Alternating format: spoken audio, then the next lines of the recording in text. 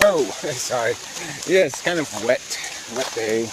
Anyway, so I thought I would talk about the model thing again. Because that's sort of the whole game here, is this accurate description of what's happening on planet Earth. And in the universe, I suppose. I mean, you have to try to see the whole game. But unfortunately, that part of the game, I think, is basically irrelevant. We're not going to find a mission statement in the universe, in the cosmos. Because unfortunately, it's just the anything could have been thing. It's just an arrangement of process that's kind of irrelevant. It's kind of, I mean, this is the kind of thing I should write, just because it has to be said so precisely to be accurate and articulate and concise. But here I am. So I'll just make it up. On the top of my head kind of thing. I'm not making it up. I'm just trying to describe an understanding that the mechanics of the universe are simple. And the fact that simple process can cause complexity is not amazing. I mean, there's little insects that do incredibly bizarre things to eke out their survival. There's no plan in the universe to build or to create such complex and bizarre lifestyles. There's just the fact that it's possible. That energy can coalesce into these elements, and these elements can interact and create millions or billions of chemical permutations, and that one of them ended up being a DNA molecule. And that is us. I mean, that's all this life is descended from one strand of DNA. And that's how it works. But there's no mission here, except that of what happens when something reproduces. So I could make, with my intelligence, theoretically now, a machine that just reproduces itself. It digs into the earth, collects minerals, processes them, and manufactures a little CPU and all the other little parts necessary to make itself a copy of itself. And theoretically, depending on, speed and function and all this stuff, it would exponentially grow, especially if it was capable of space travel. So it could just eat up all the minerals in a planet and turn them into machines, launch them, or somehow give them the capacity, let's say, to exit gravity, and do this to other planets, and eventually it could just consume the entire universe theoretically. I don't even know if that's true. I don't know if it can catch up to the other parts of the universe. We don't even know if the other parts of the universe even still exist, because we're looking at them as they were billions of years ago, not as they are. Anyway, I just don't want to get this caught up in a universal conversation, but I think the important thing to model is from the DNA molecule forward. Let's call the DNA molecule what it is, a chemical happening. I hate the word accident, but yes, it was an unintended consequence. It wasn't something the universe intended. There's no God, there's no intelligence that said, let's make one of these. It's just a feature of chemistry, of bizarre chemistry, rare chemistry. And we, as the product of it, of course, have a cheater's perception. It's like, you could go into a boxing ring with, Mike Tyson, and you could throw a lucky punch and win. You just got fucking lucky. He slipped, you hit him, you win. And, you'd have this, maybe a foolish perception of how, that was easy. But no, it's only going to happen 1 in a trillion fights. So yeah, we're the beneficiaries of that weird circumstance, that bizarre circumstance. So our perception is corrupted because we're it. And so when you are something, you assume, well, I didn't have a hard time getting here.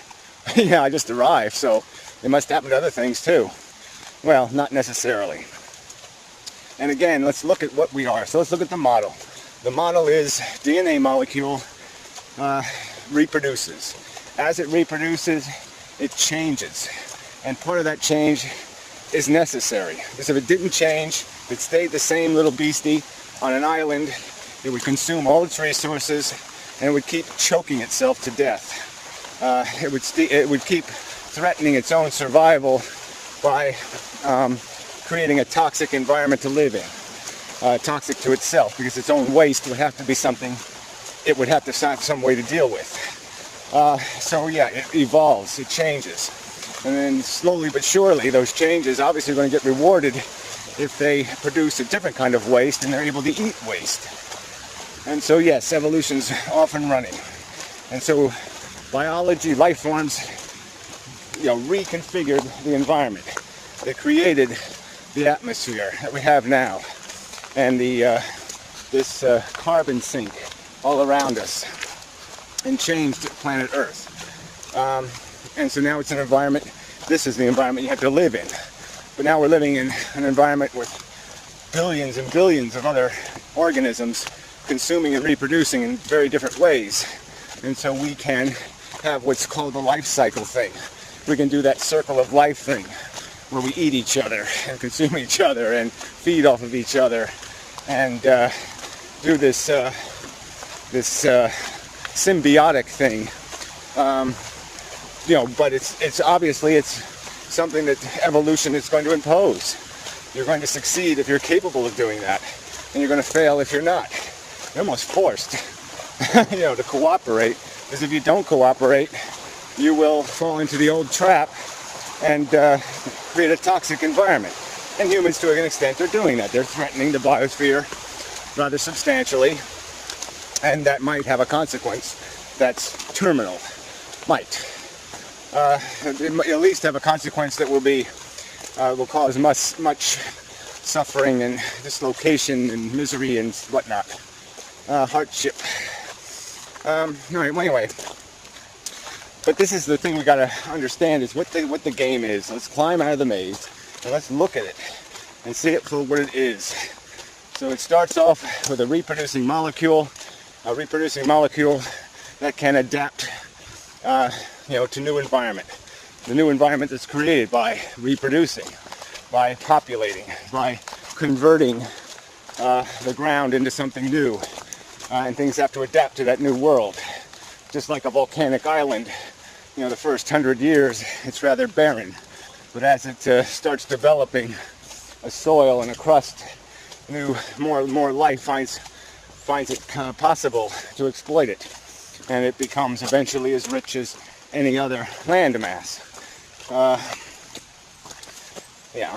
And that's what life does. This reproducing DNA molecule that we call life, just keeps covering environments, exploiting them, feeding on them, and reproducing out of them. And that's the game we're in. And so then the sentience thing came along, and we can see how the psychology of want and desire, that these mechanisms were incredibly advantageous to DNA replication. I've pointed it out, and I'll make the example one more time. That there's a huge benefit to being able to have more than one compulsion at a time, and to force them to compete in balance, like hunger and fear. To force an organism to balance those within themselves to get their meal creates a kind of superficial, crude intelligence. That's the beginnings of intelligence, is having competing desire and having some mechanism to decide which and when, what desire or what emotion or what feeling wins, the fear or the hunger.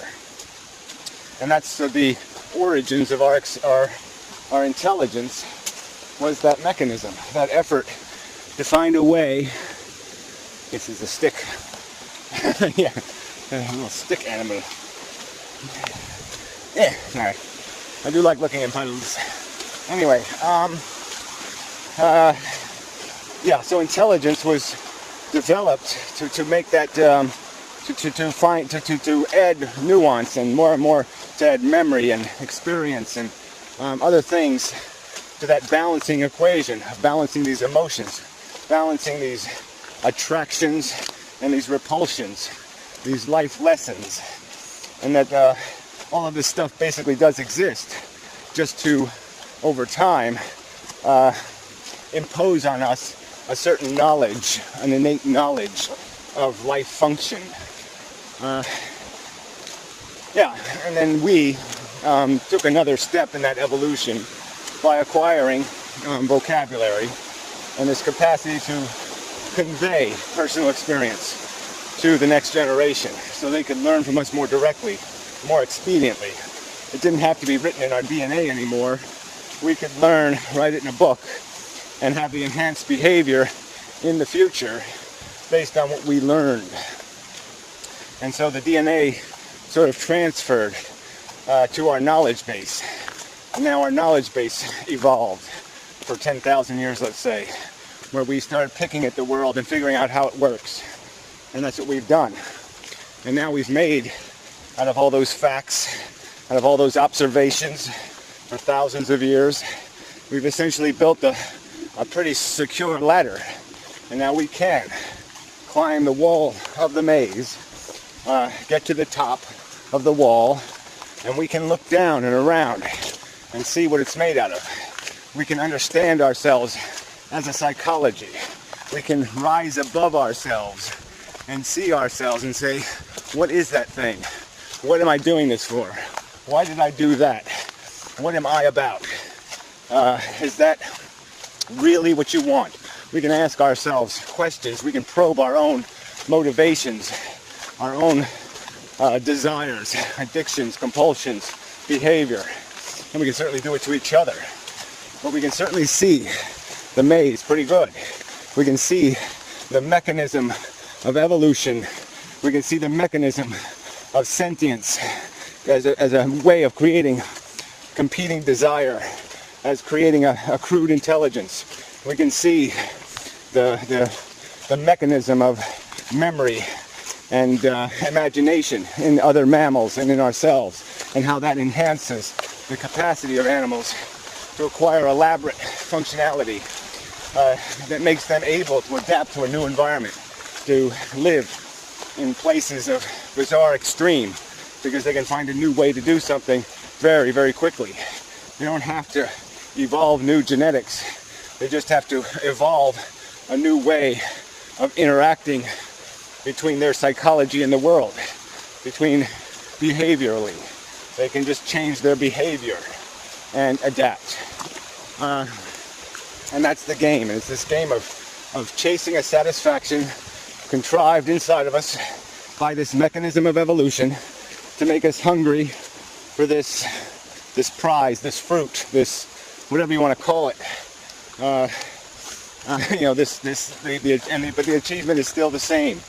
It's this idea of survival for the sake of it, not for a mission, not for a purpose, just because it's what DNA molecules do, and they are aggressive. They have this aggressive mechanism of natural selection to make them very good at it. You know, that's what they do. They reproduce, and they have a mechanism that ensures them a great power to do that. And we're just a manifestation of that. But we can see the obvious vulnerabilities in the system, the obvious brokenness in the sense that very, very well constructed beings have been exterminated from existence on this planet, like Tyrannosaurus Rex, for just kind of silly reasons almost. A few hundred years of plague caused by a comet impact or a meteor. Yeah, doesn't seem like a good reason to wipe out such a magnificent creation. But that's the way it works. And that's the way it doesn't work. And we are vulnerable to the same kind of instrumentality. And so what's the point of it all? Because we're not going to really make ourselves anything but better and better at achieving this sense of accomplishment, this sense of purpose. Because that's the emotion that drives us. That's what we live for. That's what drives us, it motivates us. And we're just going to maximize those incentives in terms of the survivors. The survivors will always be the breeders, the people that see purpose, the people who are compulsively motivated. It's almost like giving, you could give reproductive advantage to a particular psychosis like obsessive compulsive disorder, and you'd end up with a species of humans that was incredibly neurotic. Well, we're sort of doing that to ourselves, and the neuroses is this the neurotic psychology of stoicism, of just keep on hitting me, keep on hitting me, keep on hitting me. Some kind of Rocky Balboa,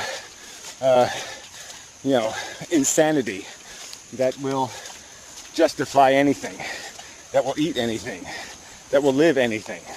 All standards will be destroyed by that crude biology that keeps getting bred into the next generation. So anyway, yeah, well, like I said, this probably needs to be written up and bullet pointed and all of that bibble babble. Maybe next time and such.